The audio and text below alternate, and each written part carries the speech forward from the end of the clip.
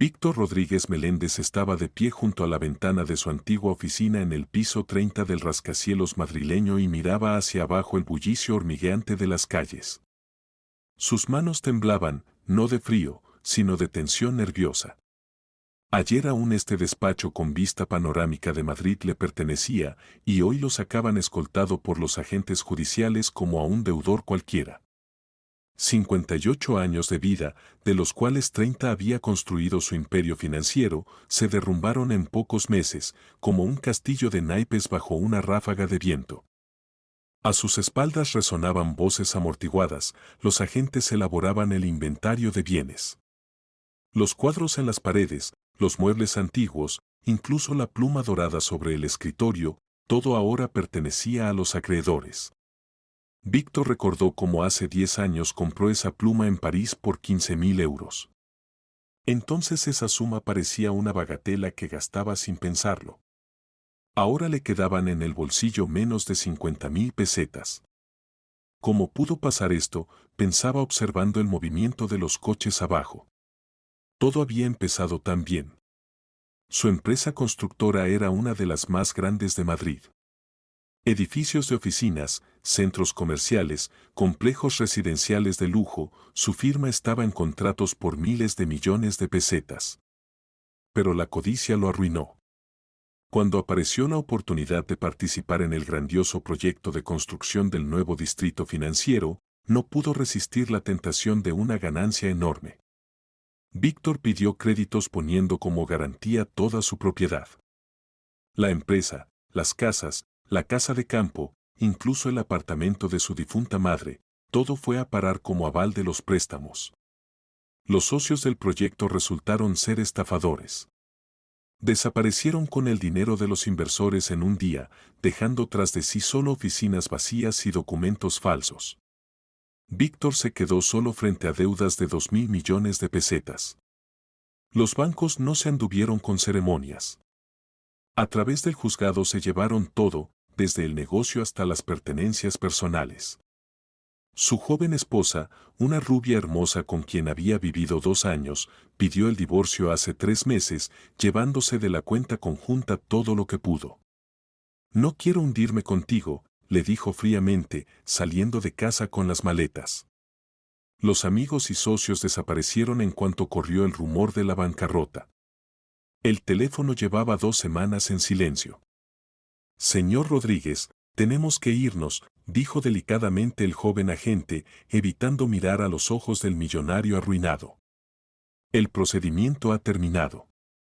Meléndez asintió, se ajustó la corbata Hermès, una de las pocas prendas que le permitieron conservar, y se dirigió hacia la salida. En el pasillo lo recibieron las miradas de sus antiguos empleados. Algunos miraban con compasión, entendiendo que perderían el trabajo. Otros con curiosidad, como si observaran una bestia exótica en el zoológico. Y algunos con malicia mal disimulada. Víctor no siempre había sido un jefe suave, y resentimientos habían acumulado bastantes. La secretaria Olga, que había trabajado con él 8 años, lloraba en su escritorio. Víctor se acercó a ella. «Perdóneme», le dijo en voz baja. «Los he defraudado a todos». «Señor Rodríguez», sollozó ella, «¿qué va a pasar ahora con nosotros?» «No lo sé, Olga. Los nuevos propietarios quizás conserven parte del personal. O quizás», no terminó la frase. Víctor caminó por el pasillo erguido, sin bajar la cabeza. El orgullo era lo único que aún le quedaba. En el ascensor miró su reflejo en la pared espejada.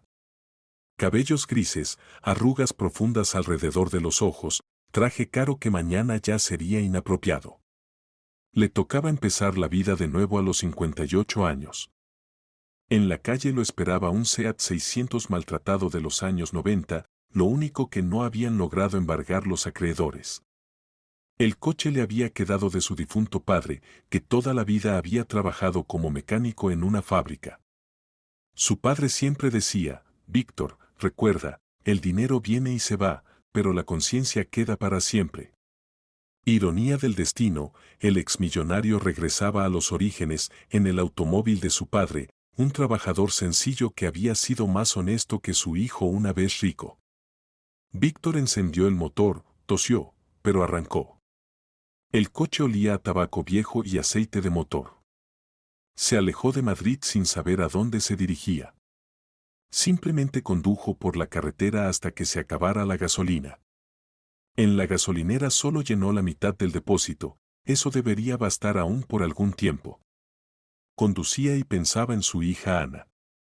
Cuando era pequeña, habían estado muy unidos.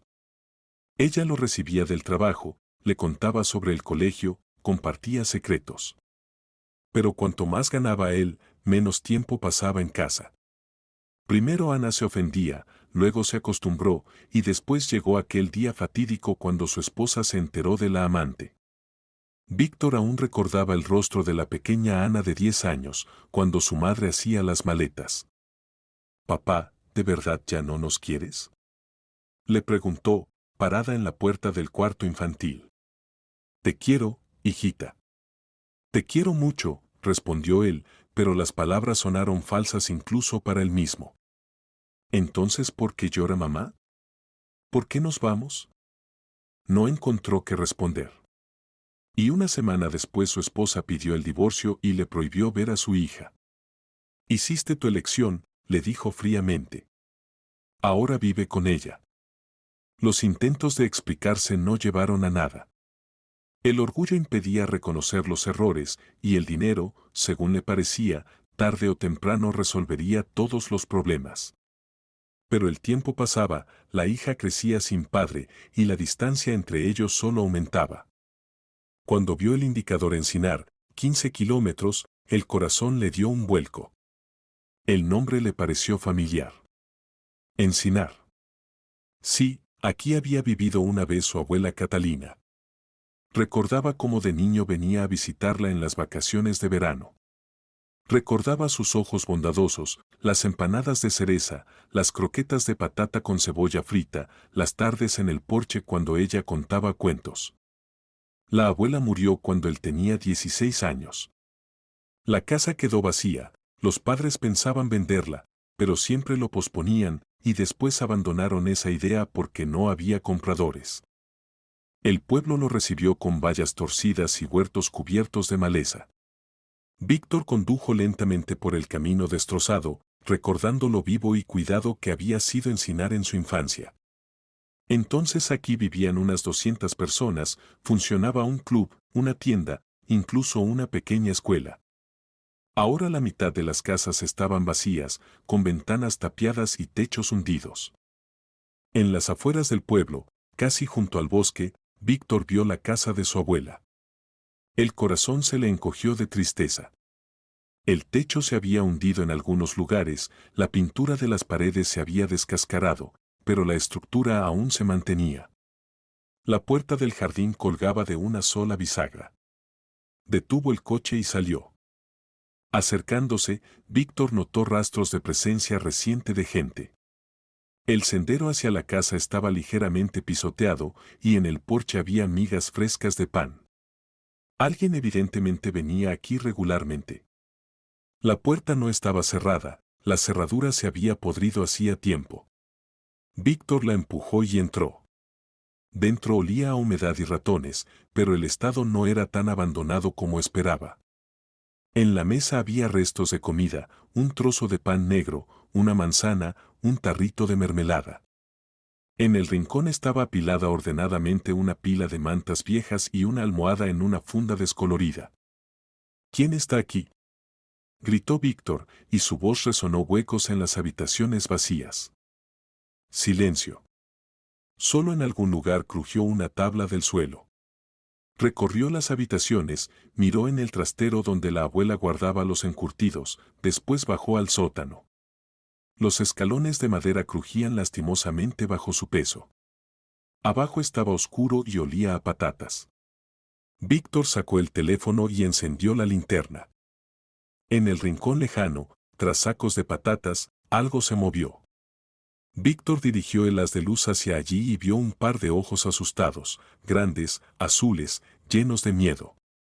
«No tengas miedo, Sal», dijo Meléndez suavemente, poniéndose en cuclillas para parecer menos amenazante. De detrás de los sacos apareció lentamente un niño de unos 12 años. Flaco hasta el extremo, con camiseta rota y vaqueros gastados. La cara sucia, el pelo revuelto, pero en los ojos se leía una seriedad y recelo no infantiles. En la mejilla izquierda se veía un moretón fresco. ¿Cómo te llamas?, preguntó Víctor, tratando de hablar lo más calmadamente posible. Arturo. Arturo Moreno, susurró el niño, instintivamente encogiéndose. ¿Y qué haces aquí, Arturo? ¿Por qué te escondes? El niño callaba, bajando los ojos. Víctor notó que le temblaban las manos, no de frío, sino de miedo. Me escondo, de Andrés, finalmente confesó el niño. Llegó borracho a casa ayer por la noche, empezó a golpear a mamá. Ella gritó que huyera. Y después él dijo que también vendría por mí. ¿Andrés es quién? Mi padrastro. Mamá se casó con él hace 3 años. Al principio era bueno, regalaba flores, compraba dulces. Pero después empezó a beber. Dice que no hay trabajo normal, que hay poco dinero. Trabaja en el pueblo de lo que sale, a veces corta hierba, a veces cava hoyos, a veces carga sacos. Por día gana 300 pesetas, y eso es bueno. Víctor se sentó en una caja vieja para estar al mismo nivel que el niño. En su cabeza pasó un pensamiento loco, pero no lo soltaba. Escucha, Arturo. ¿Y si te propongo un trato? El niño se puso aún más alerta, instintivamente retrocediendo. ¿Qué trato? Te haré millonario, y tú a cambio cumplirás una petición mía. ¿De acuerdo? Arturo miraba al extraño señor en traje caro que había aparecido en su pueblo abandonado y hablaba de millones. Esto parecía un cuento o el delirio de un loco. Pero en los ojos del adulto se leía tal seriedad y cansancio que el niño por alguna razón creyó. ¿Qué petición?, preguntó cautelosamente, listo para huir en cualquier momento. Cuando crezcas, encontrarás a mi hija y le entregarás una carta. Se llama Ana Rodríguez Meléndez. ¿Trato hecho? Arturo guardó silencio largo rato, reflexionando sobre la propuesta. Por un lado, sonaba irreal. Por otro, peor que ahora no podía estar. En casa lo esperaba un padrastro borracho que podía golpearlo hasta matarlo. La mamá trabajaba en la tienda por centavos y no podía proteger ni a sí misma ni al hijo. Y este hombre ofrecía una vida completamente diferente. ¿De verdad puede hacerme millonario?, preguntó el niño. Puedo. Pero para eso tendrás que estudiar y trabajar mucho. No se vuelve uno millonario así como así. ¿Estás listo? Arturo asintió, aunque no entendía del todo en qué se metía. Entonces el trato está hecho, dijo Víctor, extendiendo la mano. Me llamo Víctor Rodríguez Meléndez. El niño estrechó la mano extendida con su pequeña palma. Su mano era áspera del trabajo, a pesar de la edad, a menudo tenía que ayudar a su madre con las tareas. Y ahora cuéntame sobre tu familia con más detalle, pidió Víctor. Necesito entender la situación completamente. Arturo contó que su padre biológico se fue cuando él tenía 7 años. Simplemente recogió las cosas y se fue a la ciudad, diciendo que la vida del pueblo no era para él. La madre, Soledad Moreno, se quedó sola con el niño. Trabajaba como vendedora en la tienda local por el salario mínimo al mes. Con ese dinero había que pagar la casa, comprar comida, ropa. Cuando apareció Andrés Cuevas, la madre creyó que la vida se arreglaría. Andrés prometía ayudar, decía que encontraría un buen trabajo, que cuidaría de la familia. El primer año así fue. Trabajaba donde podía, era atento con su esposa y se portaba bien con Arturo. ¿Y después qué pasó?, preguntó Víctor. Después empezó a beber, respondió tristemente el niño. Al principio solo los fines de semana, después más seguido. Decía que en el pueblo no hay trabajo normal, que pagan centavos. Por cavar patatas al día dan 300 pesetas. Por cortar hierba, 500. Por cargar sacos de grano, 800 pesetas, pero ese trabajo se da una vez al mes. Así se volvió malo. Al día siguiente Víctor despertó a Arturo a las 11 de la mañana. El niño dormía en el cuarto sobre mantas viejas, hecho un ovillo por el frío. Meléndez le trajo ropa limpia. Temprano por la mañana había ido al centro de la comarca y compró todo lo necesario en la única tienda que funcionaba. La ropa era barata, pero nueva y limpia. Desayunaremos en casa, dijo, entregándole la bolsa con ropa. Y después empezaremos tu educación. ¿Qué educación? Se extrañó Arturo, mirando con desconfianza la camisa nueva y los vaqueros. ¿Cómo ser millonario? ¿Crees que el dinero cae del cielo? ¿O que se encuentra en la tierra, como un tesoro? Hay que aprender a ganarlo, y es una ciencia muy complicada. Durante el desayuno, Víctor preparó huevos fritos y café instantáneo, preguntó al niño sobre su vida con más detalle. Arturo contaba de mala gana, pero gradualmente se fue abriendo.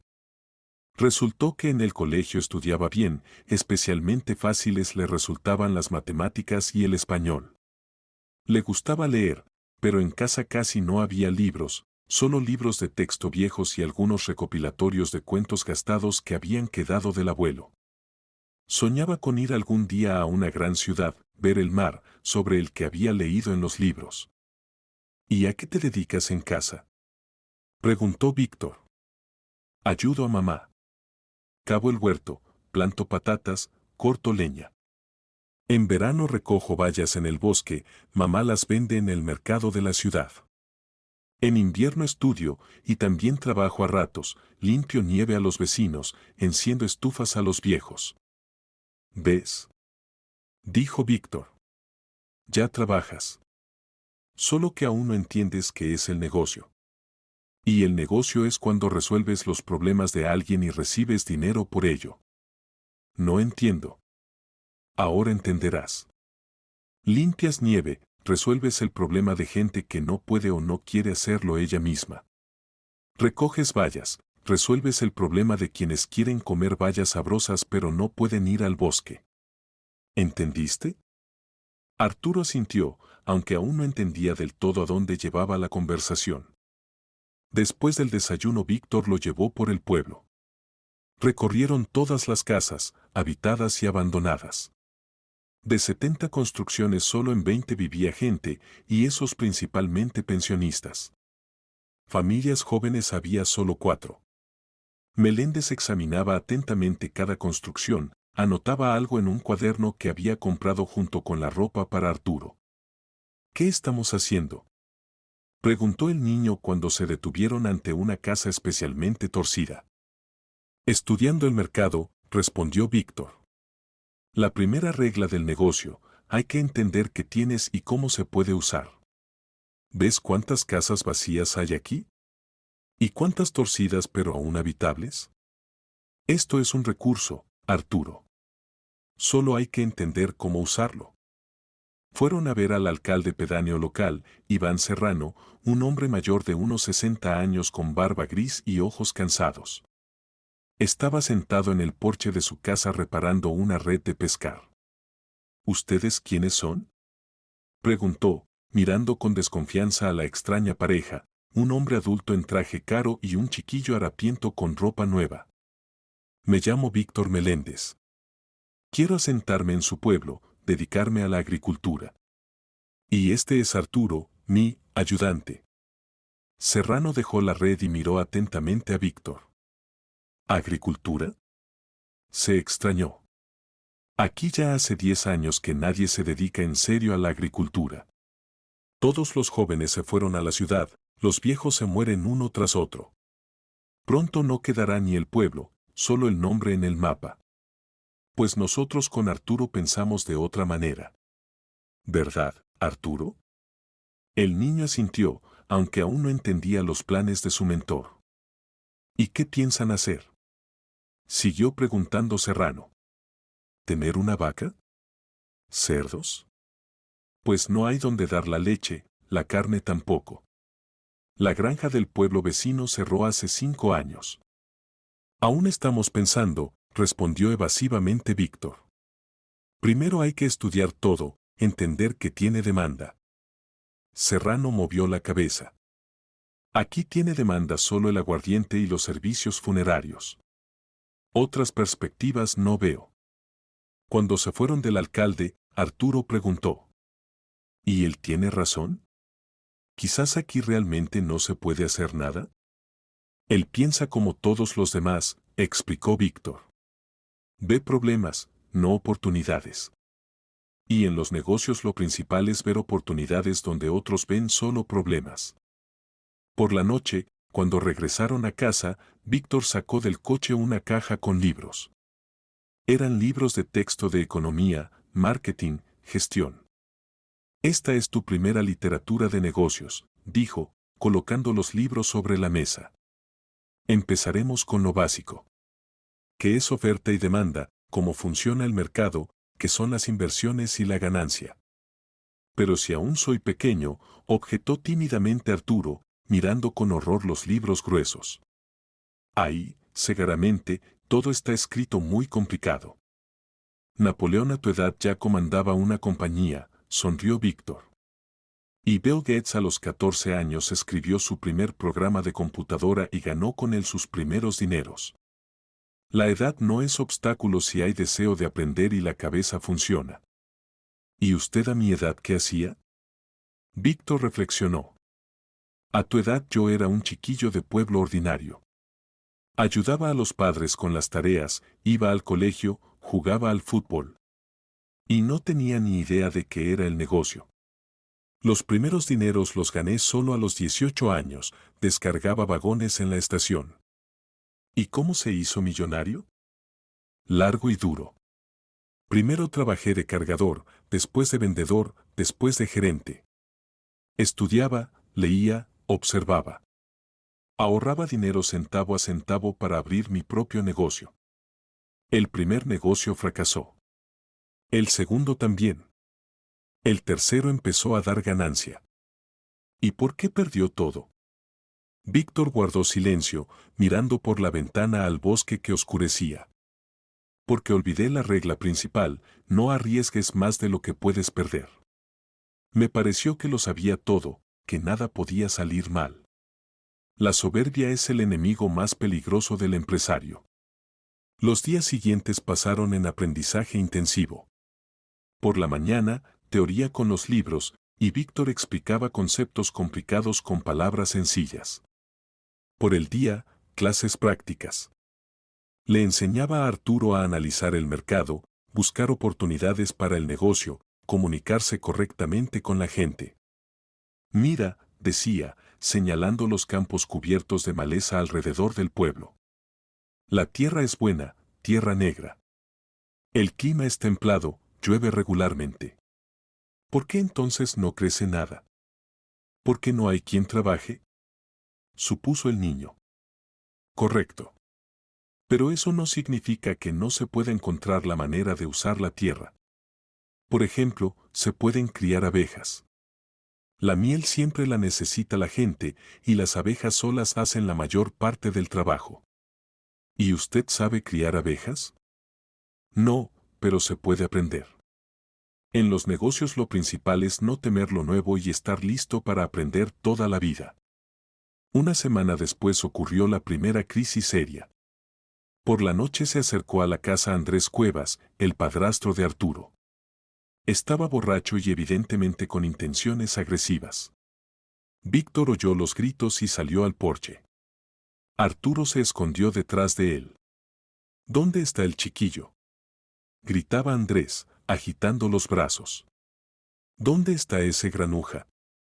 Una semana sin venir a casa, la madre no se encuentra.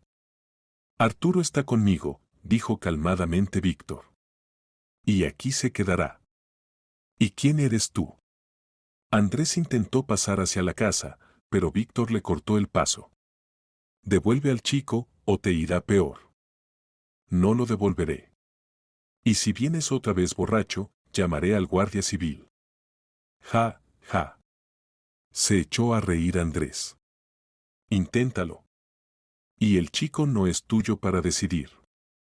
Arturo, se dirigió Víctor al niño sin volverse, ¿quieres irte con tu padrastro? No, respondió quedamente el niño.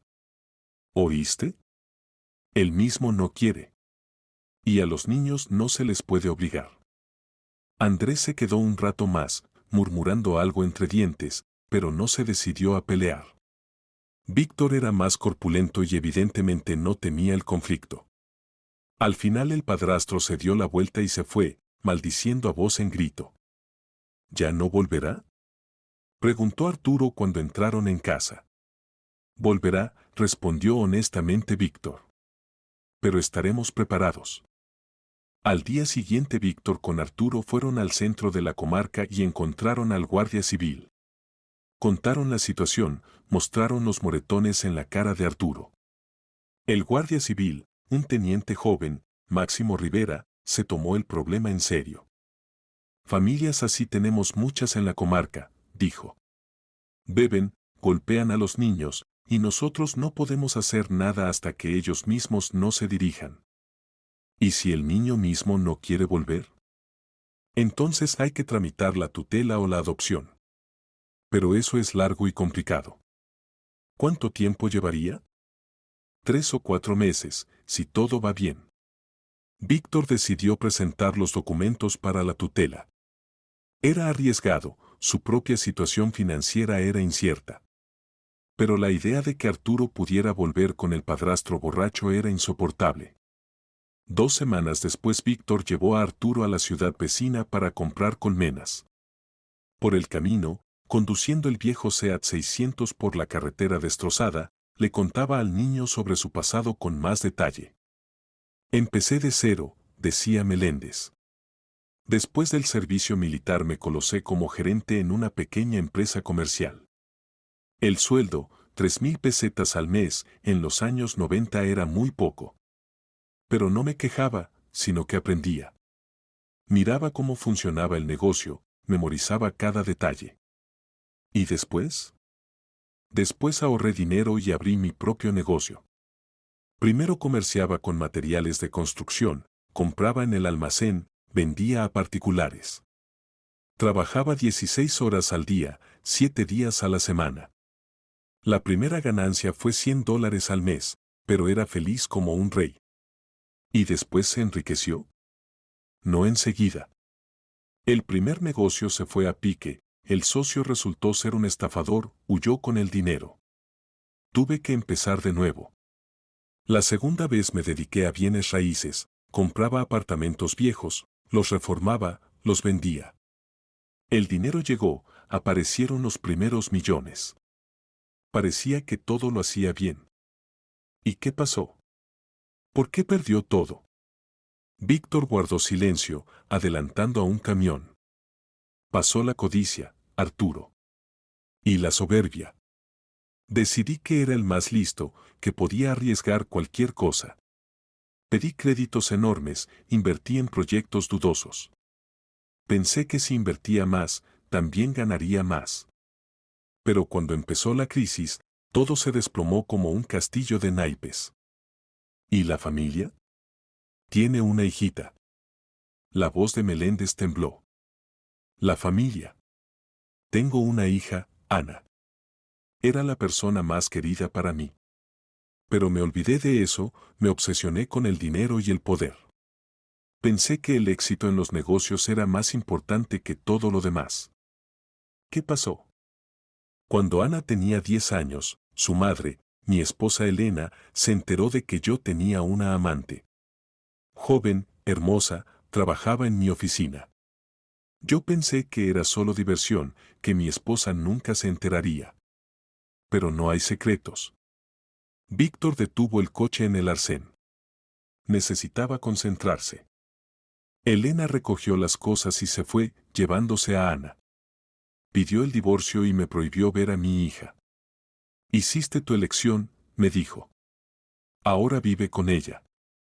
¿Y trató de explicarse? Traté. Pero la soberbia impedía reconocer los errores. Pensé que volverían cuando entendieran que sin mi dinero les sería difícil. ¡Qué tonto fui! Elena se colocó trabajando de contable, alquiló un apartamento de una habitación, pero era más feliz que conmigo. ¿Y su hija? Ana. Al principio lloraba, le pedía a mamá que se reconciliara conmigo. Después se acostumbró. Y después empezó a odiarme. La última vez que la vi fue en el funeral de Elena. Se me acercó y me dijo, mataste a mi mamá. Para mí estás muerto. Arturo no sabía qué responder.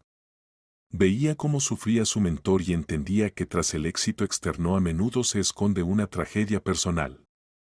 En la ciudad encontraron a un apicultor, Miguel Paredes, un hombre de unos 50 años con ojos bondadosos y voz calmada.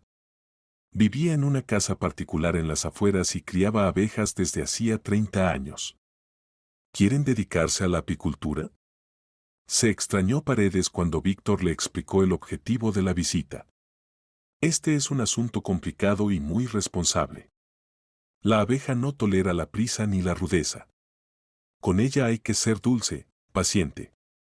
Un movimiento equivocado y toda la colmena puede atacar. Estamos listos para aprender, dijo Víctor. ¿Verdad, Arturo? El niño asintió, aunque por dentro tenía miedo. Nunca había visto abejas de cerca y se las imaginaba como insectos agresivos. ¿Y el chiquillo no tiene miedo? Preguntó el apicultor, mirando atentamente a Arturo. No tengo miedo, respondió este, tratando de hablar con seguridad. Paredes sonrió. Eso lo comprobaremos ahora. Vamos a las colmenas. Los llevó a una parcela donde había unas 20 colmenas. El aire estaba lleno de un zumbido suave. Las abejas volaban laboriosamente entre las colmenas y los tilos en flor. ¿Ven?, explicaba Paredes. No nos hacen caso porque estamos tranquilos. Pero si empezamos a agitar los brazos o correr, enseguida sentirán la amenaza.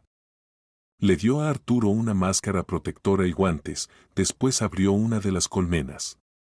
El niño se quedó inmóvil viendo miles de abejas que reptaban por los panales. No tengas miedo, dijo el apicultor. Ahora están ocupadas trabajando. ¿Ves esta abeja grande? Es la reina.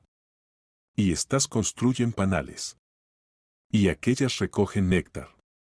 Gradualmente el miedo de Arturo pasó. Vio que las abejas realmente estaban ocupadas en sus asuntos y no eran agresivas. La abeja es un pequeño empresario, decía Paredes, y Víctor asentía, entendiendo que era una analogía excelente para enseñar al niño. Sabe dónde conseguir néctar, cómo transformarlo en miel, cómo proteger su casa. Tiene de qué aprender. Se pusieron de acuerdo en la compra de 5 colmenas con familias de abejas. Paredes acordó ir a Encinar y ayudar con la instalación, así como dar algunas lecciones de apicultura. Solo recuerden, les advirtió al despedirse. La apicultura requiere atención constante. Si descuidan la explotación, las abejas pueden morir o irse volando. Al día siguiente trajeron las colmenas a Encinar y las instalaron en la linde del bosque, cerca de la casa. Paredes vino con ellos y dio la primera lección seria. Memoricen las reglas básicas, le decía a Arturo. Acercarse a las colmenas solo en estado tranquilo. Ningún movimiento brusco. Trabajar mejor por la mañana o por la tarde, cuando las abejas están menos activas. Y llevar siempre ropa protectora. Arturo escuchaba atentamente, hacía preguntas. Víctor lo observaba y entendía que no se había equivocado en la elección del alumno. El niño era inteligente, paciente y no temía la responsabilidad. ¿Cuánta miel podremos obtener?, preguntó Arturo. De una colmena por temporada, unos 20 kilogramos, respondió Paredes. Eso si el tiempo es bueno y las abejas están sanas. ¿Y cuánto dinero es eso? La miel buena en el mercado cuesta 1000 pesetas el kilogramo. Calculen ustedes mismos. Arturo calculó rápidamente en su mente, salía mucho. Para un niño de pueblo eran dineros enormes. Por la noche, Cuando estaban los dos sentados en el porche, Víctor siguió contando sobre los principios del negocio. Recuerda la regla principal, piensa siempre en la gente. Cualquier negocio es resolver los problemas de alguien. Nuestra miel resolverá el problema de quienes quieren comer productos de calidad, naturales, sin química. ¿Y cómo la venderemos? Empezaremos por el mercado local del centro de la comarca.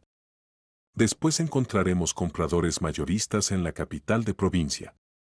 Lo principal es la calidad. Si el producto es bueno, los compradores te encontrarán ellos mismos. ¿Y si no resulta? Resultará. Pero incluso si algo sale mal, será experiencia. En los negocios los fracasos también son educación, solo que cara.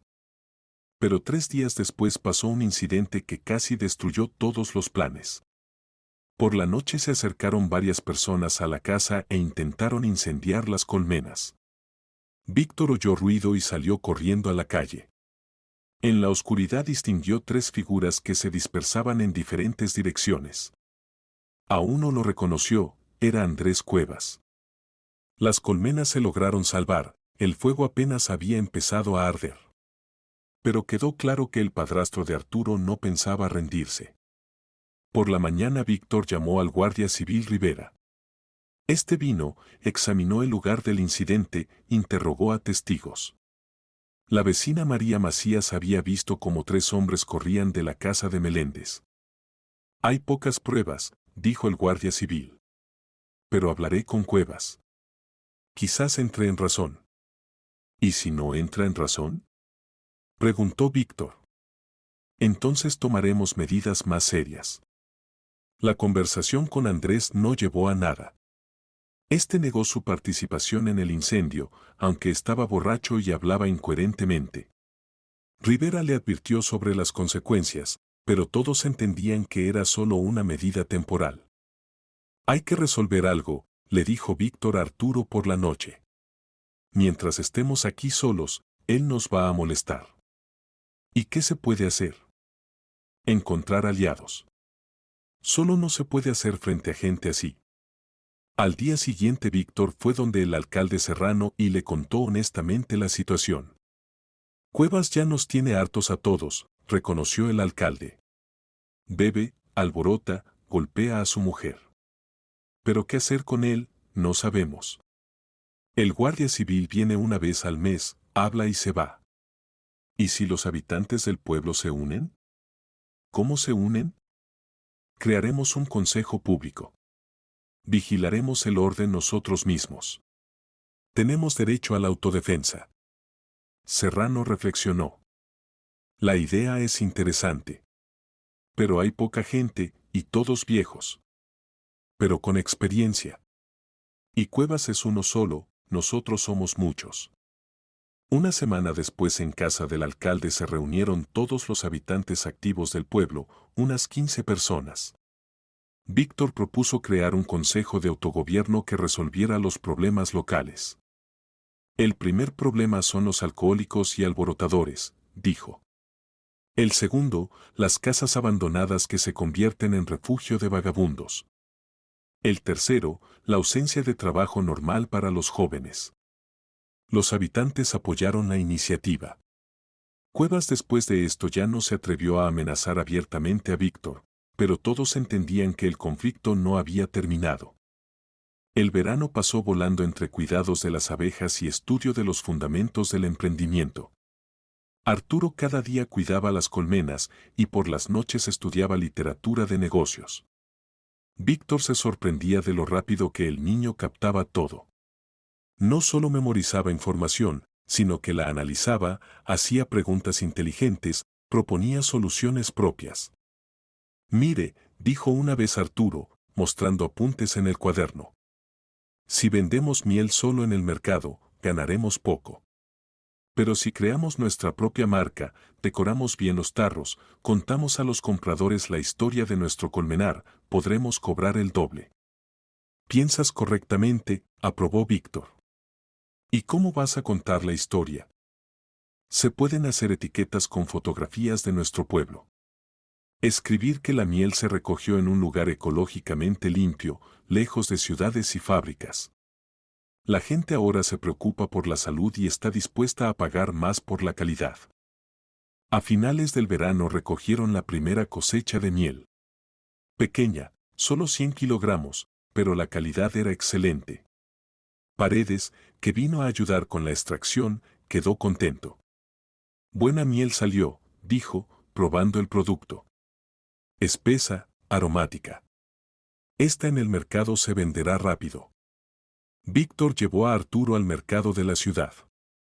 Compraron tarros de cristal bonitos, encargaron etiquetas con la inscripción miel de encinar.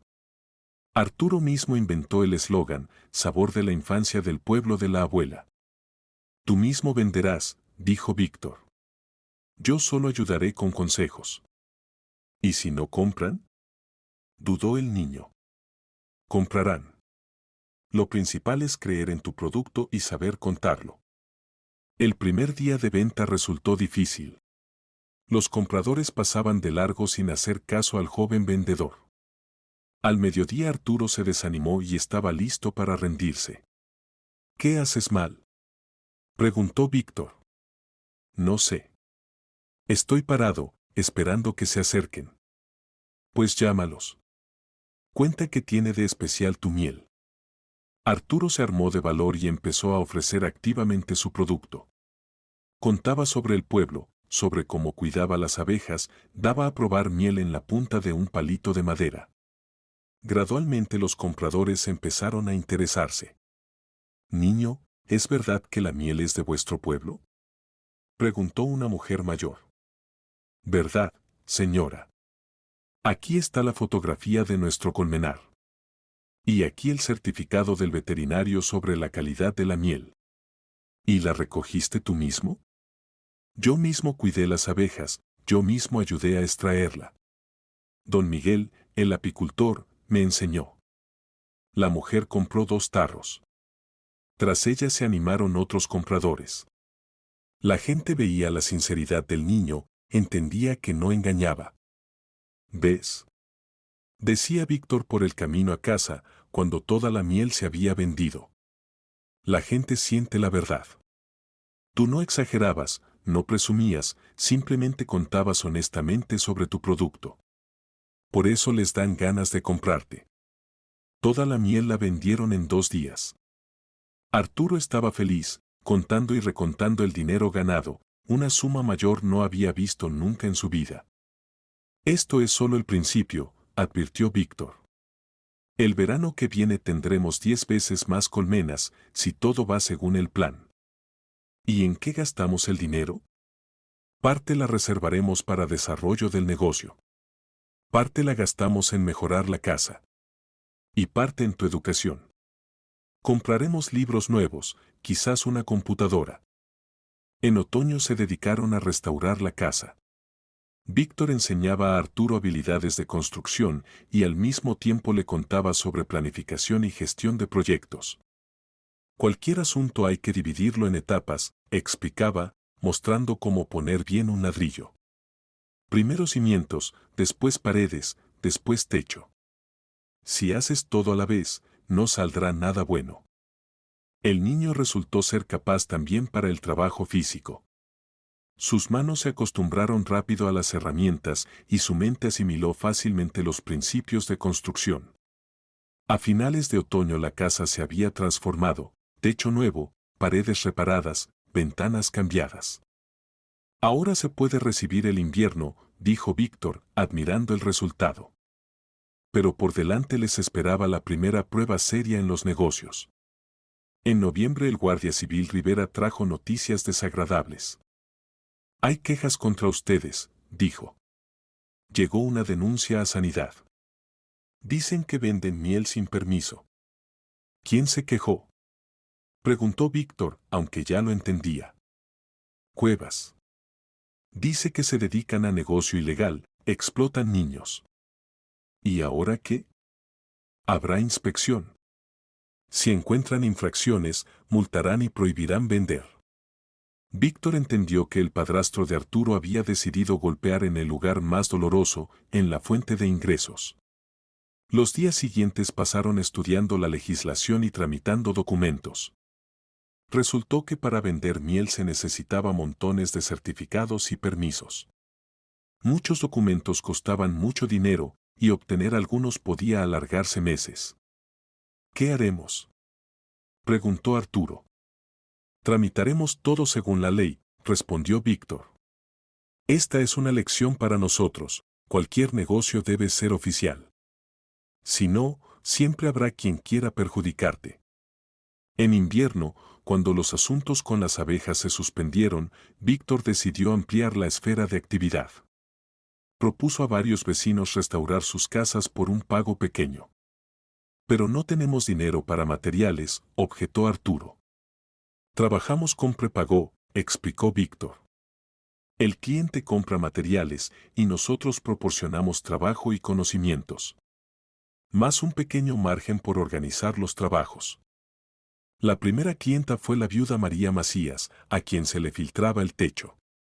En invierno en su casa hacía frío y humedad, y dinero para reparaciones faltaba catastróficamente. ¿Cuánto costará esto?, preguntó. Materiales, 15,000 pesetas. Trabajo, 5,000, dijo Víctor después de examinar el techo. Dios mío, ¿de dónde voy a sacar tanto dinero? La pensión es pequeña. ¿Y si hacemos el techo por partes?, propuso Arturo. Primero reparamos la parte más estropeada, después gradualmente el resto. Víctor miró al niño con sorpresa. Había propuesto por su cuenta una solución razonable. Buena idea, dijo. Doña María, podemos hacer la reparación por partes. Primero taparemos los agujeros para que no gotee. Y en primavera terminaremos el resto. La mujer aceptó. Víctor con Arturo arreglaron los lugares más problemáticos en 3 días. La calidad del trabajo fue buena y las noticias se extendieron rápidamente por el pueblo. Pronto tuvieron nuevos encargos. El viejo Basilio Rivera pidió reparar la chimenea, echaba humo y calentaba mal. La familia Herrera encargó cambiar los suelos de la casa. Los abuelos Solano pidieron ayuda para aislar las paredes. ¿Ahora entiendes qué es la reputación?, preguntaba Víctor a Arturo cuando regresaban de otro trabajo. Un cliente contento trae 2 nuevos. Y uno descontento puede estropear todo el asunto. Entiendo. Por eso hay que hacer el trabajo con calidad, aunque el cliente no lo vea. Correcto. La conciencia es el mejor controlador de calidad. Para primavera tenían una pequeña pero estable brigada de construcción. Víctor atrajo a 2 hombres locales, Andrés Solano e Ignacio Nieto. Ambos estaban desempleados y aceptaron con alegría la propuesta de trabajar por un pago razonable. La condición principal, dijo Víctor cuando discutían la colaboración, es nada de beber en el trabajo. Ni una gota. Quien lo incumpla, despido inmediato. Los hombres aceptaron. Necesitaban el trabajo. Y en mayo aumentaron el colmenar a 20 colmenas. Arturo ahora era un verdadero apicultor y podía trabajar con las colmenas independientemente. Paredes venía solo para consultas sobre cuestiones complicadas.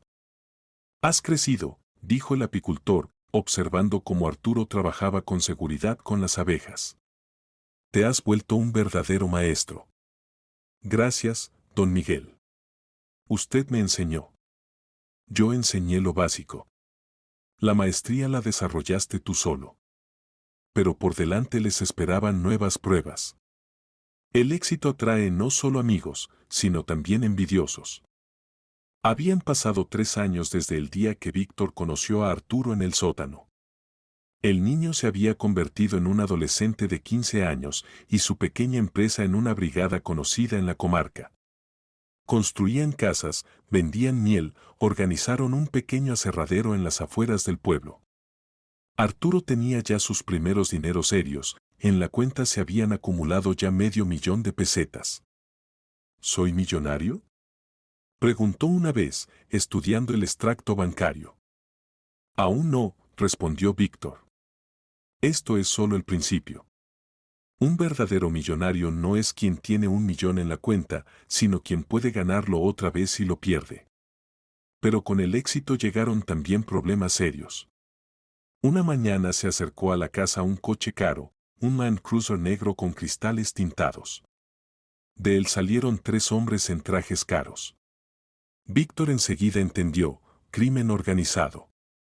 Representamos ciertos intereses en esta comarca, dijo el principal, que se presentó como Valerio. Un hombre de unos 40 años, de constitución atlética, con ojos fríos y modales seguros. Oímos que aquí el negocio prospera. Bien hecho, respetamos. Pero cualquier negocio necesita protección. No necesitamos ninguna protección, respondió calmadamente Víctor, tratando de no mostrar inquietud. Somos ciudadanos que cumplimos la ley, no molestamos a nadie. Mal piensas, sonrió Valerio. Cualquier cosa puede pasar en nuestros tiempos intranquilos. Un incendio, por ejemplo. O las abejas de repente se mueren de alguna enfermedad. O los materiales de construcción empiezan a desaparecer. El daño puede ser muy grande. Arturo estaba junto a Víctor con los puños apretados. En sus ojos se leía la rabia, el niño entendía que los chantajeaban abiertamente. Víctor le puso la mano en el hombro, calmándolo. ¿Cuánto quieren?, preguntó directamente. 10% de la facturación mensual. No es mucho por la tranquilidad. Mensualmente, antes del día 15. El primer pago, dentro de una semana. ¿Y si nos negamos? Valerio lo miró con sorpresa, como si hubiera oído algo increíble. Nadie se niega. No conviene para la salud. Y no solo la tuya, miró significativamente a Arturo. Después de que se fueran los delincuentes, Víctor guardó silencio largo rato. Arturo caminaba por la habitación sin encontrar sitio. Hay que dirigirse a la policía, exclamó. Esto es chantaje puro. Nos dirigiremos, acordó Víctor.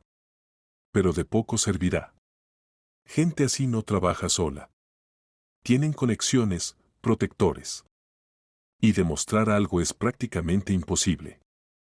Entonces, ¿qué hacer? Esto también es parte del negocio, desgraciadamente, explicó Víctor.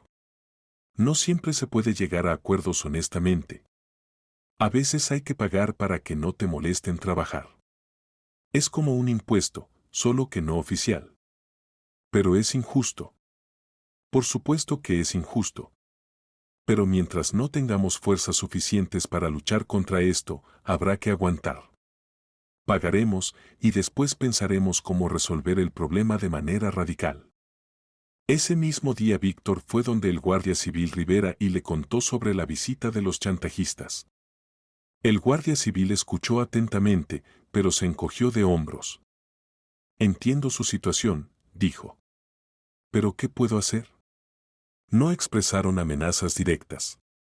Desde el punto de vista jurídico fue una conversación ordinaria. ¿Y si empiezan incendios, robos? Entonces investigaremos. Pero demostrar su participación será muy difícil. Víctor entendió que solo podía contar consigo mismo. Los días siguientes los gastó estudiando la situación. Fue a la capital de provincia, se reunió con viejos conocidos, se informó sobre las organizaciones criminales locales. Varios meses pagaron el tributo, pero Víctor mientras tanto buscaba salida. Se enteró de que la organización de Valerio controlaba varias comarcas, pero al mismo tiempo competía con otras bandas criminales. Encontró puntos débiles en su sistema. Resultó que el jefe de la organización, Sergio Cuevas, tenía un punto vulnerable. Su única hija estudiaba en un instituto prestigioso de Madrid, y para su educación se requerían dineros muy grandes. La chica no sabía nada sobre la fuente de ingresos del padre y lo consideraba un empresario exitoso. Víctor por medio de conocidos averiguó los problemas financieros de Cuevas. Este se había endeudado pagando la educación de la hija y su vida en Madrid. La chica estudiaba medicina y soñaba con trabajar en un hospital infantil. Víctor propuso a Cuevas reunirse para una conversación personal. La reunión tuvo lugar en un café en la carretera, en zona neutral. Propongo un trato, dijo Víctor. En lugar de pagos mensuales yo pago de una vez 2 años de educación de tu hija, más su manutención en Madrid. La suma es considerable, cerca de 1 millón de pesetas. Y a cambio obtengo completa libertad de acción en el territorio de nuestra comarca. Cuevas se sorprendió de tal propuesta. Eres listo, dijo después de reflexionar largo rato. ¿De dónde sabes de mi hija? Lo sé. Y sé que es una buena chica que no debe sufrir por tu negocio. Haces una buena obra, la ayudas a obtener educación. Y al mismo tiempo resuelves tus problemas financieros. ¿Y si me niego? Entonces trabajaremos según el esquema viejo. Pero piensa, 2 años de tranquilidad contra molestias constantes con recaudar dinero. Cuevas aceptó. El trato se cerró y el problema del chantaje se resolvió de manera inusual. ¿Cómo se le ocurrió tal solución? Se extrañó Arturo cuando se enteró de los detalles. En cualquier situación hay varias variantes de desarrollo, explicó Víctor. Se puede luchar con fuerza, se puede someterse, y se puede encontrar un compromiso beneficioso para todas las partes. La última variante suele ser la más correcta, aunque no siempre obvia. ¿Pero pagó 1 millón? Es dinero enorme. Sí, pero en 2 años habríamos pagado más. Además, ahora tenemos tranquilidad para desarrollar el negocio. Y el dinero se puede ganar otra vez. Esta historia enseñó a Arturo un principio importante: en los negocios a veces hay que llegar a compromisos, pero siempre se deben buscar soluciones beneficiosas para todas las partes. Mientras tanto, la situación con el padrastro de Arturo siguió empeorándose. Andrés Cuevas no dejaba los intentos de devolver al hijastro a casa, y no por amor, sino por deseo de obtener control sobre sus ganancias. Entendía que el niño ahora ganaba más que muchos adultos en el pueblo. La madre de Arturo, Soledad, se encontró en situación difícil. Por un lado veía que su hijo era feliz y exitoso con Víctor. Por otro lado, el marido exigía devolver al hijastro y amenazaba con el divorcio. Una noche Soledad vino a casa de Víctor. Se veía agotada, en la cara había rastros de golpes. Perdone que moleste, dijo. ¿Puedo hablar con Arturo? El niño salió donde su madre. Al ver su estado, se echó a llorar. Mamá, ¿qué te hace? Nada, hijito. Solo, él exige mucho que vuelvas a casa. Dice que la familia debe estar junta. No volveré con él nunca, dijo Arturo resueltamente. Y a ti tampoco te aconsejo vivir con él. ¿A dónde voy a ir? No tengo dinero, no tengo otra vivienda. Víctor, que escuchaba la conversación, intervino. Soledad, ¿y si le encontramos trabajo y vivienda? En nuestro pueblo hay casas vacías que se pueden reparar. Y trabajo hay bastante, puede llevar la contabilidad de nuestra empresa. Pero no sé. Aprenderá. Arturo tampoco sabía dedicarse a la apicultura, y ahora trabaja mejor que muchos adultos. La propuesta de Víctor se convirtió en momento decisivo. Soledad aceptó separarse del marido y empezar nueva vida. Arturo era feliz, por fin su madre estaría segura. Pero Andrés Cuevas no pensaba rendirse. Cuando se enteró de los planes de su esposa, montó en cólera. Se emborrachó y vino a casa de Víctor con un hacha. «Devuelve mi familia», gritaba, agitando el arma. «Tú los pusiste contra mí».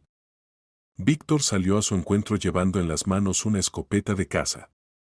No pensaba disparar, pero la demostración de fuerza era necesaria. «Andrés, vete antes de que sea tarde», dijo calmadamente. «¿Ves? Los vecinos ya llamaron a la policía».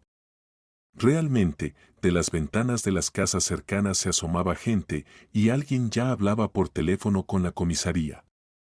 «Me has roto toda la vida». No se calmaba Cuevas.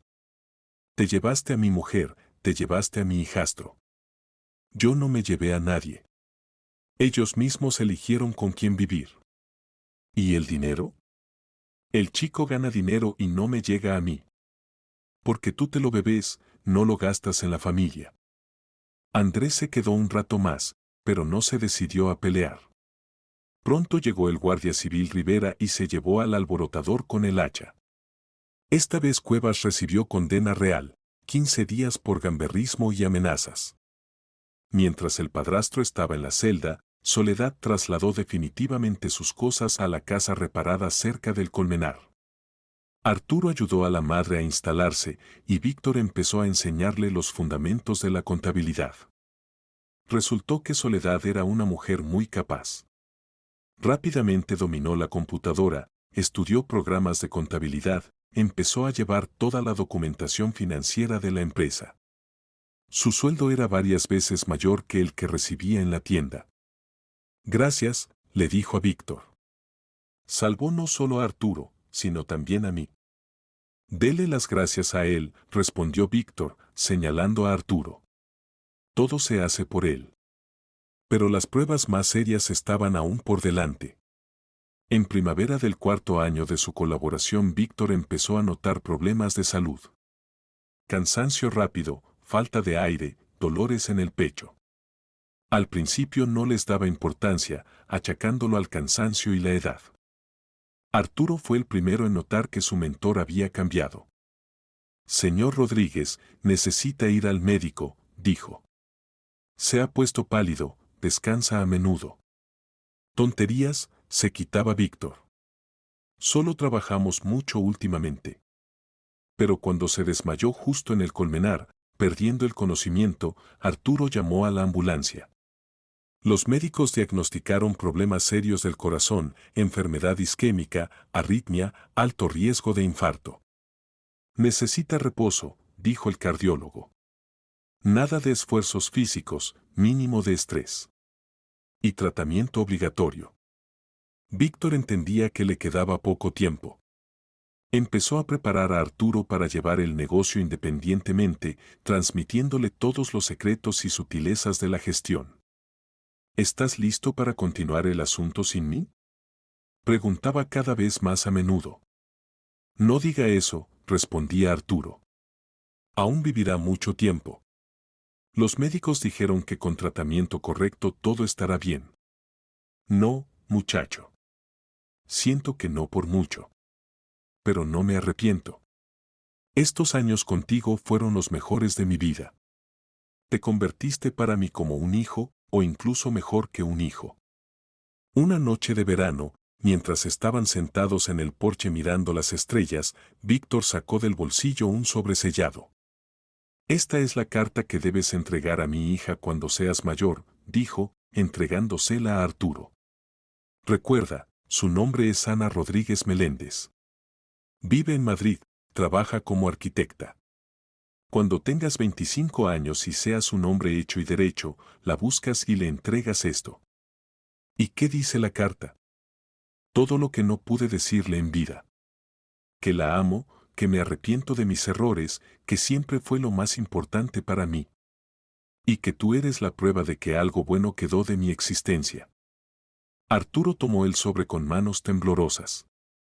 Entendía que este momento era muy importante, aunque aún no comprendía toda su dimensión. ¿Y si ella no quiere escucharme? ¿Si me echa? Entonces habrás cumplido tu parte del trato. El resto ya no dependerá de ti. Pero creo que te escuchará. Eres especial, Arturo. Tienes algo que yo perdí hace mucho tiempo, pureza de corazón. El estado de Víctor empeoraba cada día.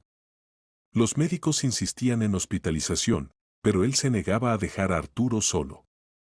Pasaba las últimas fuerzas enseñando al muchacho las sutilezas del negocio que quizás no había tiempo de explicar.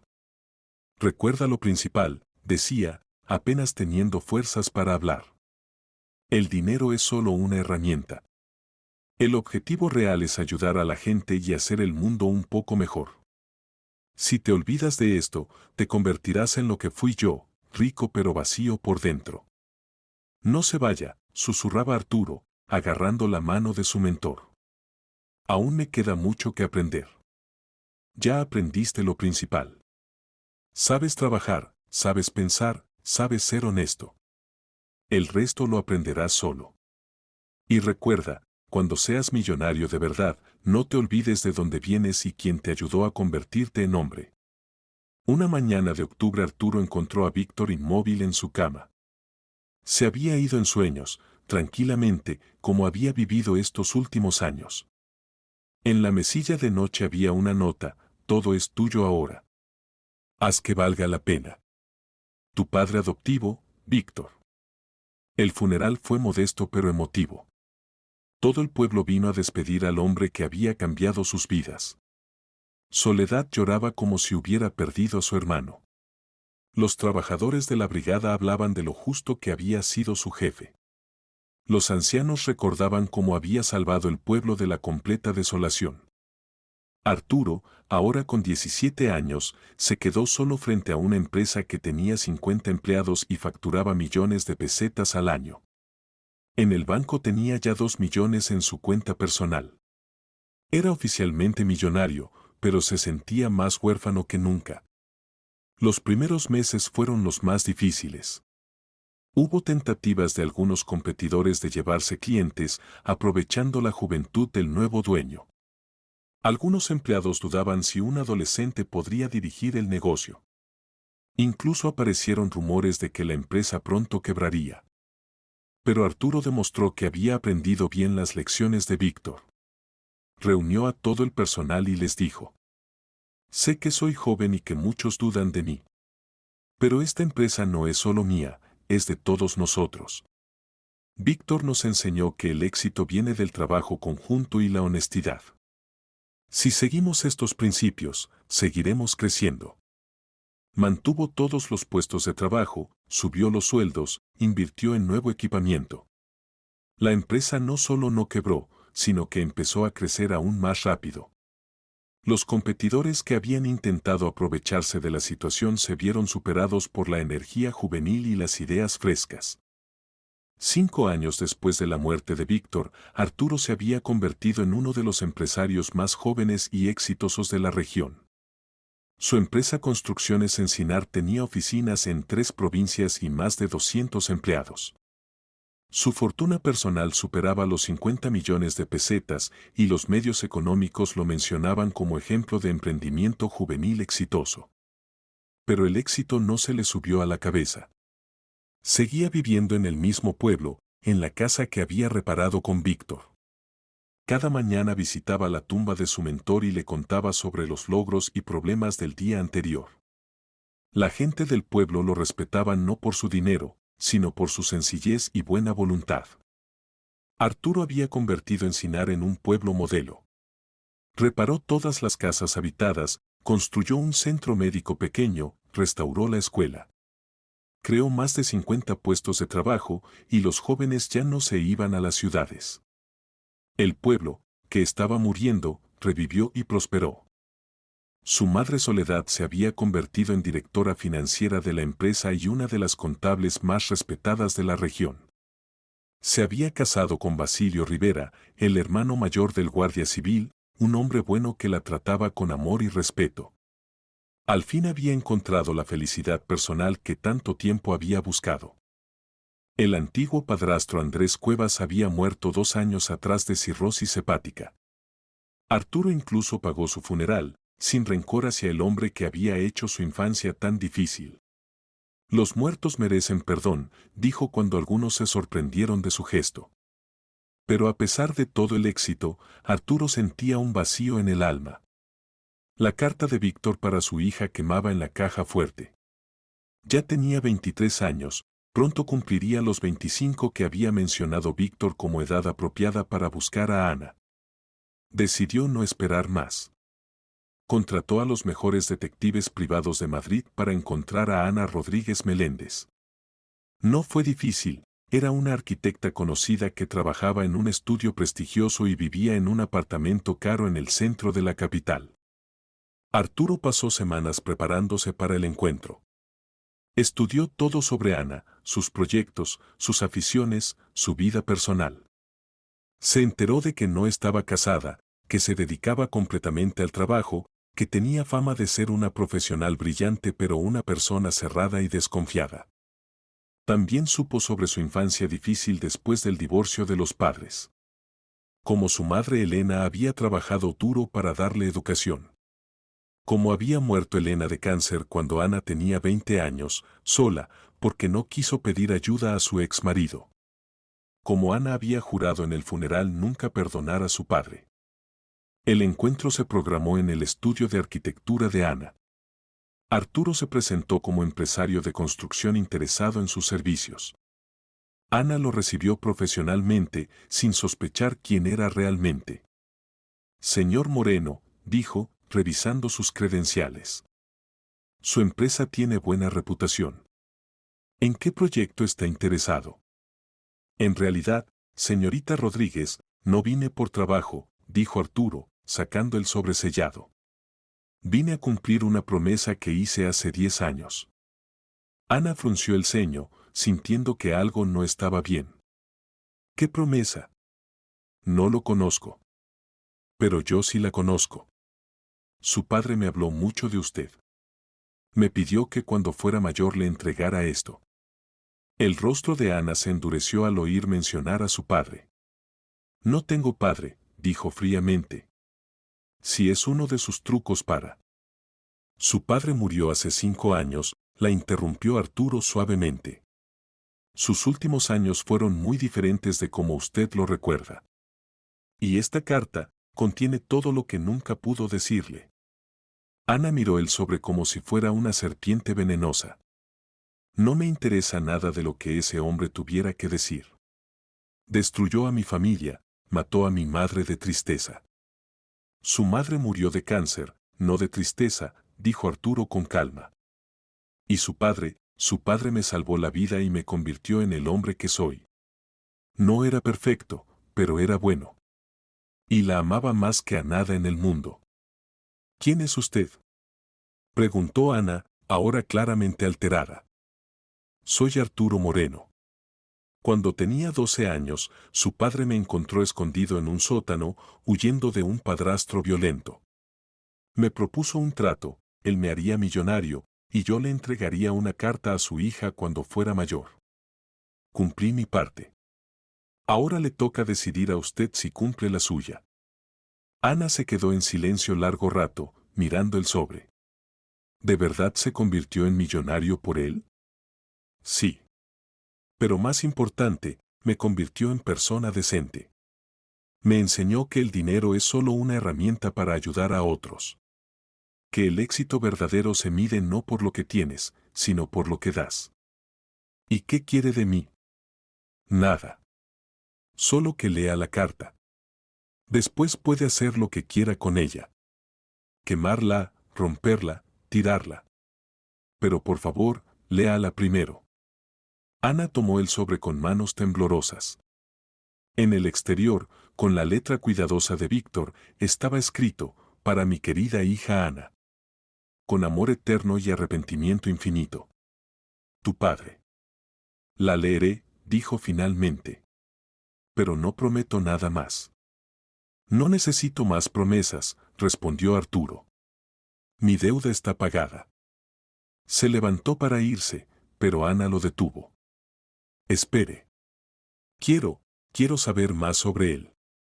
Sobre cómo murió, sobre qué hizo en sus últimos años.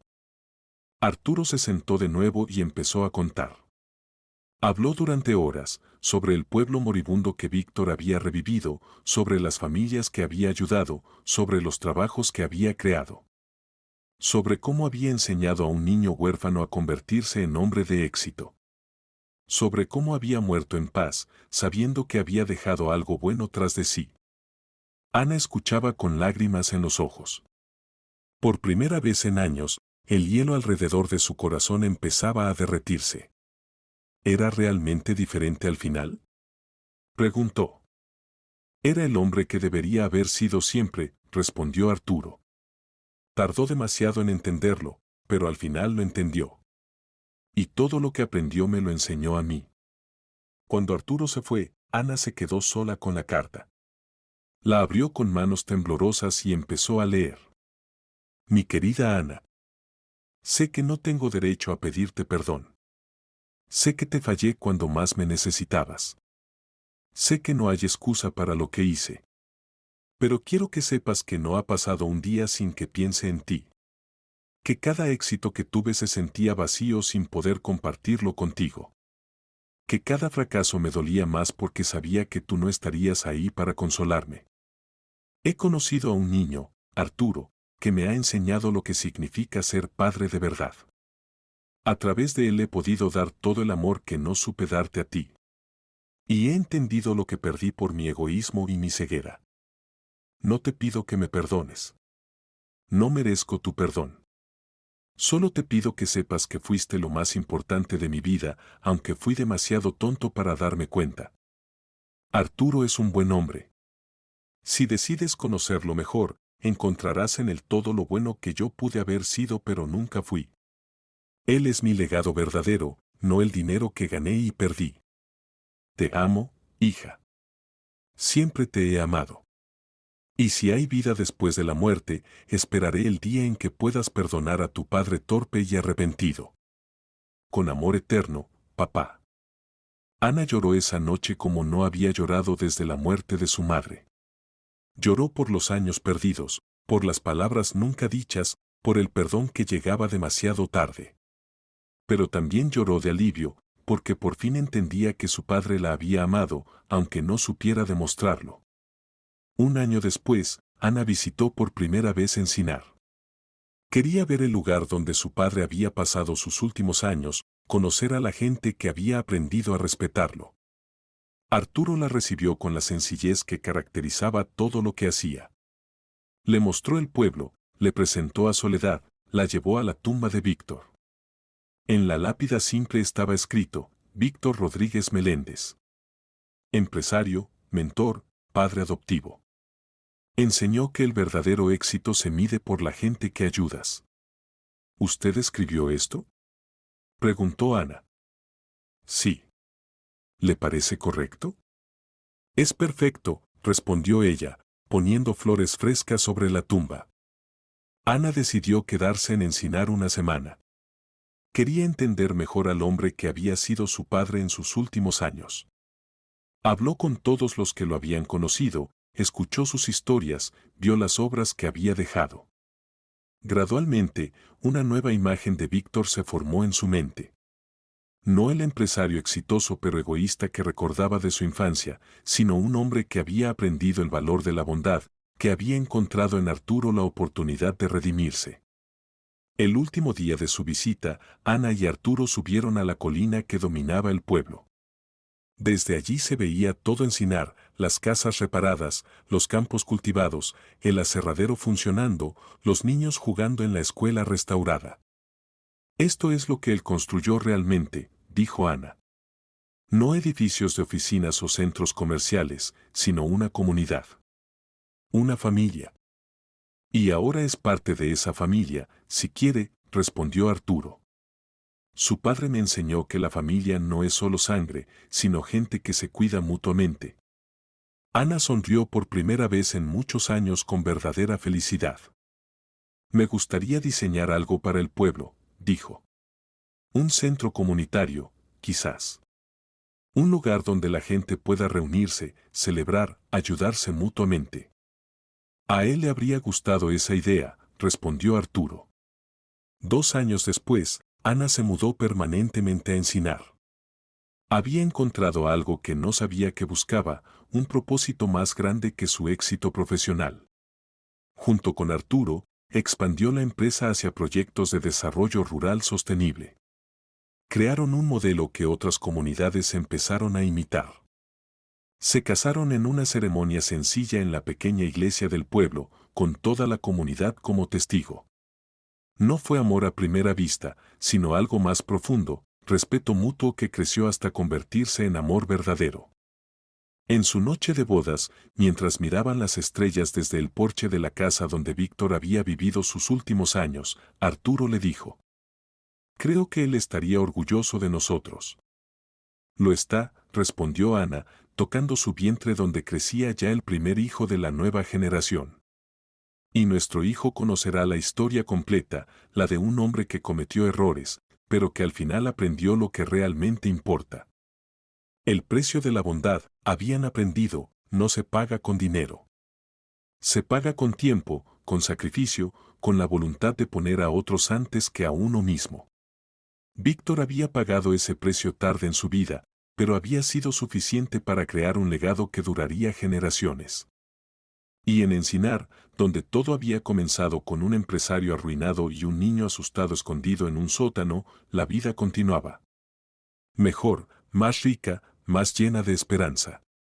Porque alguien había aprendido que el verdadero éxito no se mide por lo que acumulas, sino por lo que das.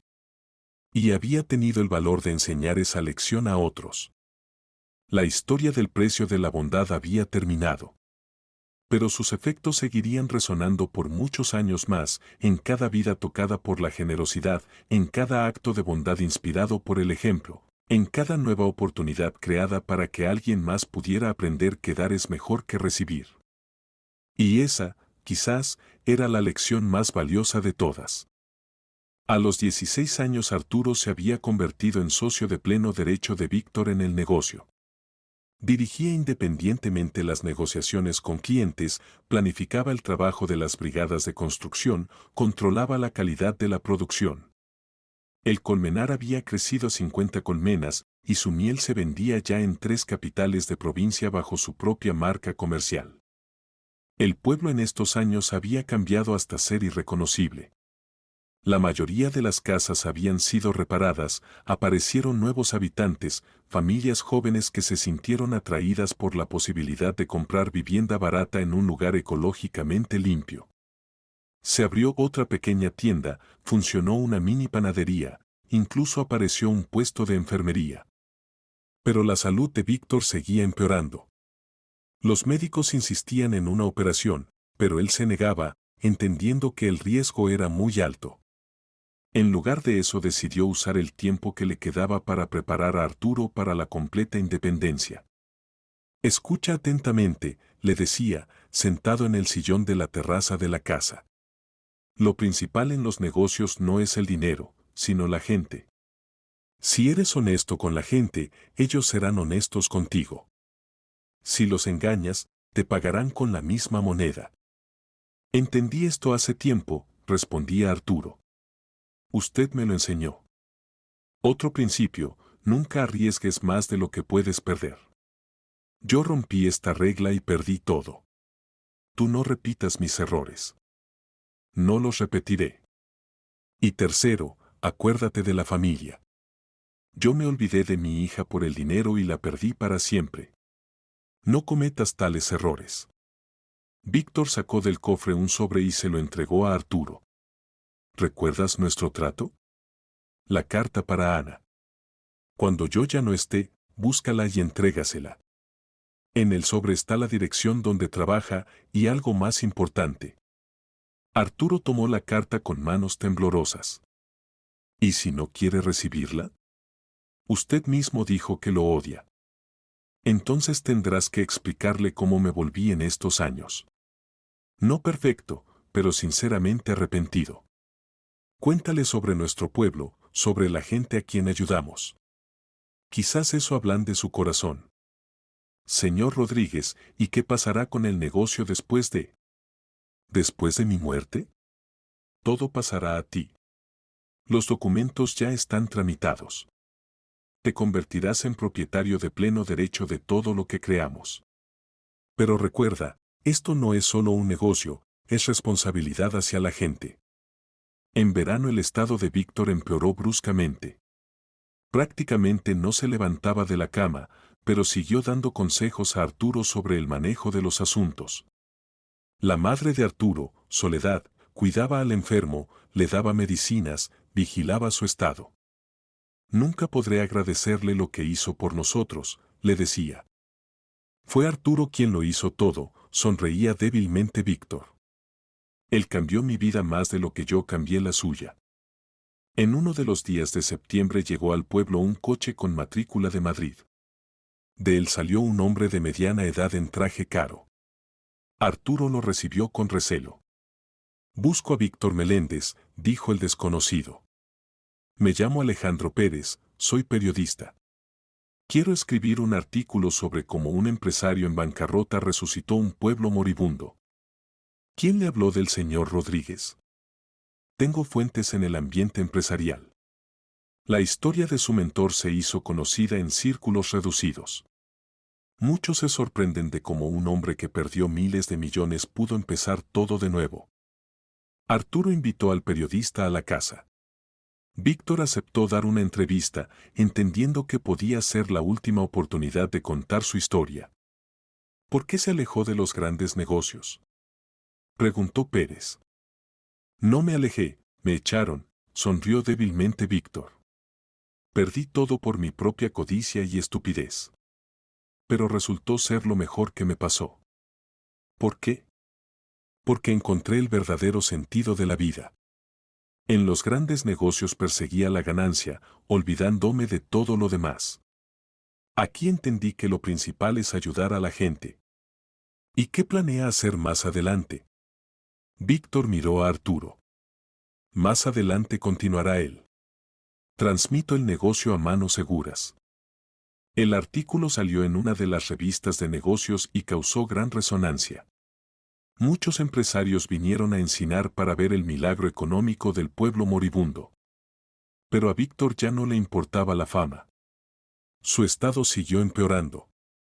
En una de las noches de octubre Víctor Rodríguez Meléndez murió mientras dormía. Arturo lo encontró por la mañana, acostado en la cama con rostro sereno. En la mesilla había una nota: Arturo, gracias por todo.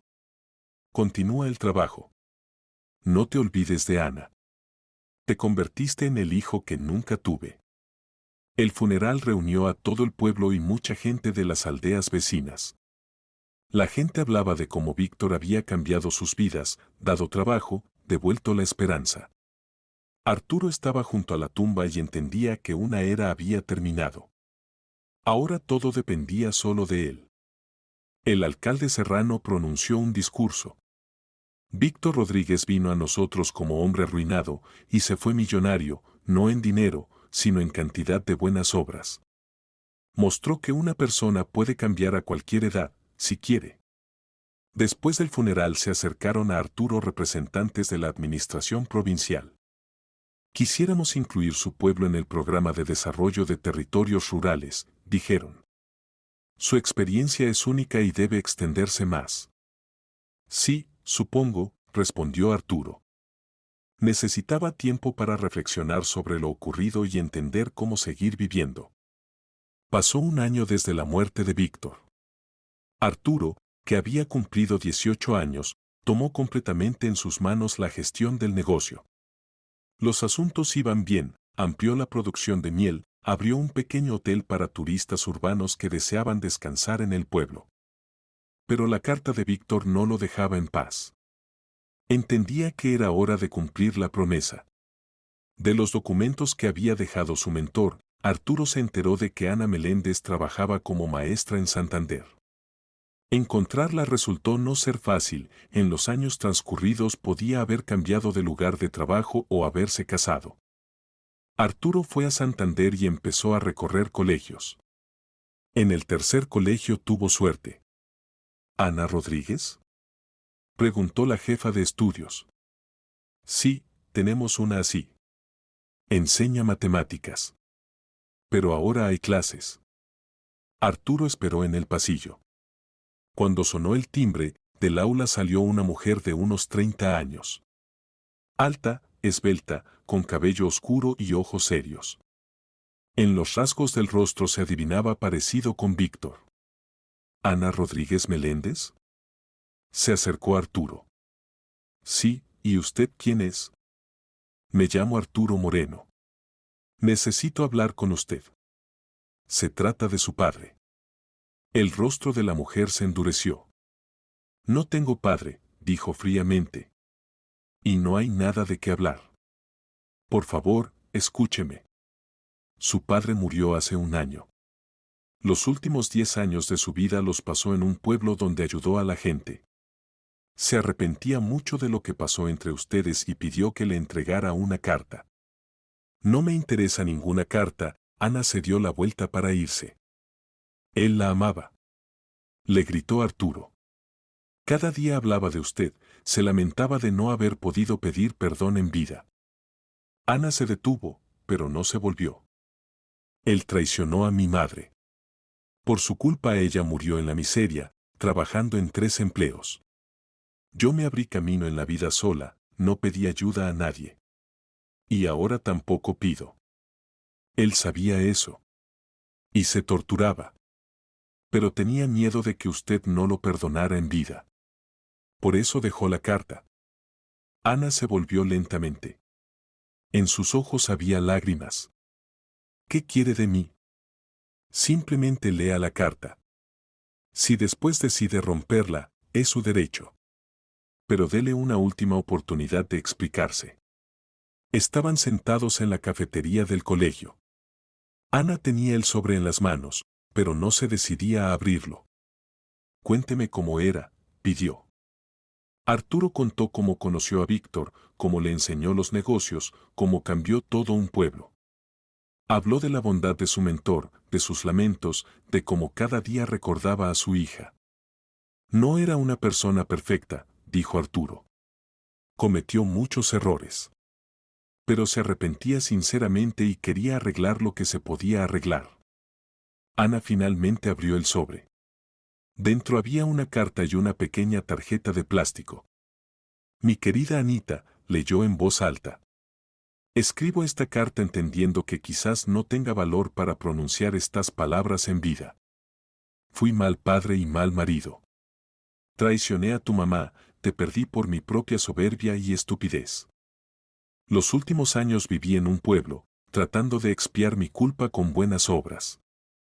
Pero ninguna obra puede expiar el dolor que les causé a tu mamá y a ti. Perdóname, hijita. Sé que no merezco perdón, pero quiero mucho que sepas que te amé toda la vida. Cada día, cada minuto, con todo mi corazón.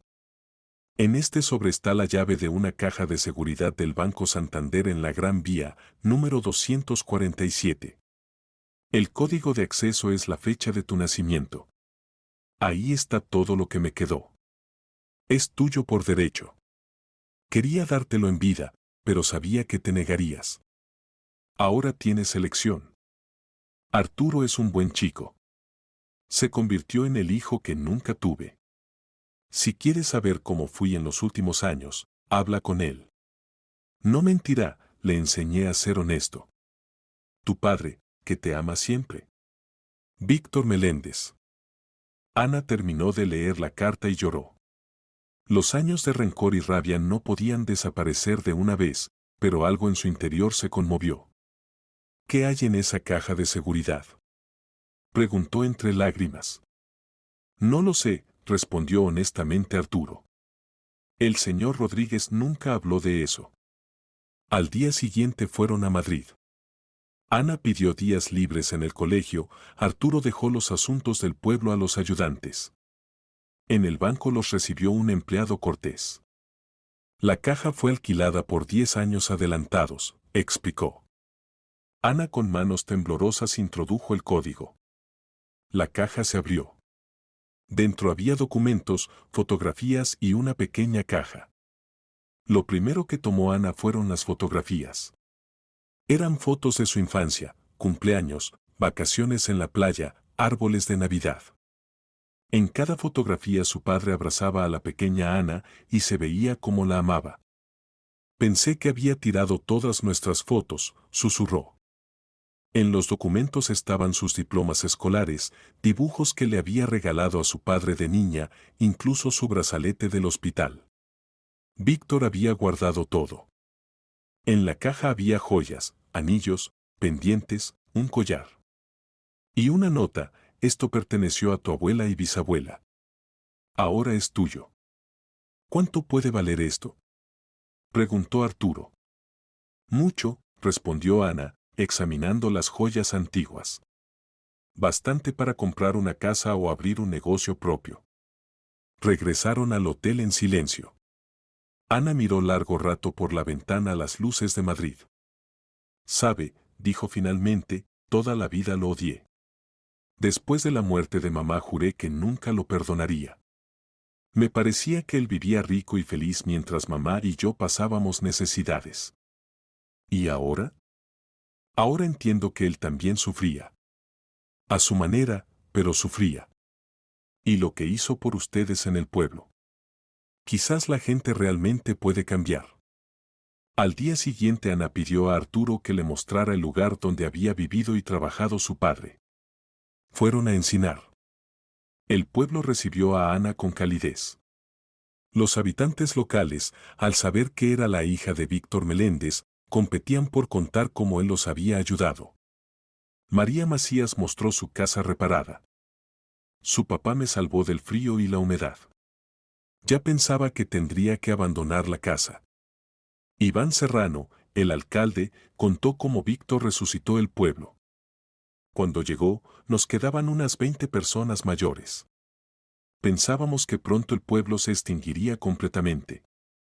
Y ahora miren, familias jóvenes se mudan, nacen niños. Andrés Solano e Ignacio Nieto, que trabajaron en la brigada de construcción de Víctor, mostraron sus casas nuevas. El señor Rodríguez nos dio trabajo cuando estábamos completamente desesperados. Nos enseñó el oficio, nos ayudó a ponernos en pie. Ana caminaba por el pueblo y se sorprendía. Esto no se parecía a esa persona egoísta que recordaba de la infancia. Por la noche estaban sentados en la casa donde había vivido Víctor. Arturo mostró a Ana la habitación de su padre, sus libros, sus apuntes. Aquí trabajaba en los planes de desarrollo del pueblo, contaba el joven. Y aquí anotaba sus pensamientos sobre los negocios. A menudo escribía sobre usted. Ana tomó uno de los cuadernos y leyó. Hoy Arturo preguntó por qué no trato de encontrar a Ana. ¿Cómo explicarle que el miedo a ser rechazado es más fuerte que el deseo de ver a mi hija? Destruí nuestra familia con mis propias manos. ¿Qué derecho tengo a pedir perdón? Realmente tenía miedo de encontrarse con usted, dijo Arturo. Decía que no merecía perdón. ¿Y usted qué piensa? ¿Lo merece? Arturo reflexionó. Creo que todas las personas merecen una segunda oportunidad si se arrepienten sinceramente. Su padre muchos años trató de corregir sus errores. No todos, por supuesto, pero los que pudo. Ana pasó una semana en el pueblo. Caminó por los lugares donde había trabajado su padre, habló con la gente a quien había ayudado. Gradualmente la imagen de Víctor en su conciencia cambiaba. Quiero quedarme aquí, le dijo a Arturo el último día de su estancia. ¿Quedarse? ¿Para siempre? Sí.